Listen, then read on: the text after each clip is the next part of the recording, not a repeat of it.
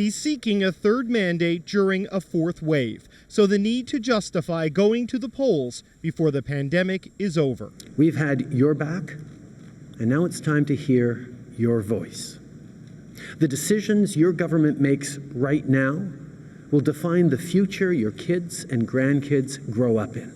A pandemic pivot from what's now to what's next.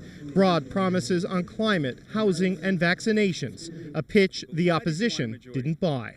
Many people are wondering why this selfish summer election. Well, it's clear Justin Trudeau wants to grab power. There's a blunt truth in that criticism. The polls suggest the Liberals have a shot at a majority, and party insiders see these next 5 weeks as their best window. So the push to paint them as irresponsible. Mr. Trudeau is launching an election in the fourth wave of a pandemic, not securing the health and economic well-being of Canadians after he let the Delta variant into this country. To the other parties, please explain why you don't think Canadians should have the choice, why you don't think that this is a pivotal moment. Thank you for And a moment that calls for a federal campaign unlike any in history. Crowds mostly outdoors, elbow bumps instead of handshakes. Masks ever present. La culture et l'identité. Purpose-built studios to campaign virtually.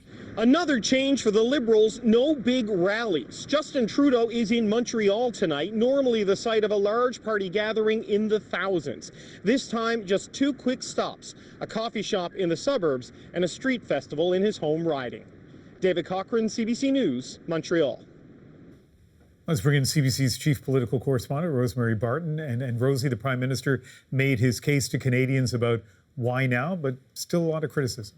Yeah, listen, this was never going to be a welcome decision by the other parties, Ian, even those who have voted against the government in confidence motions. There's a belief inside those other parties that this is just about political opportunism and nothing more, given the state of public opinion polls right now, and that during a variant-driven fourth wave, Canadians should not be worrying about an election. The question, of course, is how long does any of that criticism really last, particularly as those other parties need to start pitching their ideas to voters too. So there's the issue of timing, and also vaccines may turn into an issue. Yeah, in the last days of governing, the Liberals made it mandatory for federal workers to be vaccinated, passengers on planes, and for all of their candidates to be vaccinated. That wasn't just a public health policy, though. It was also about politics, creating a clear wedge between the Liberals and the Conservatives.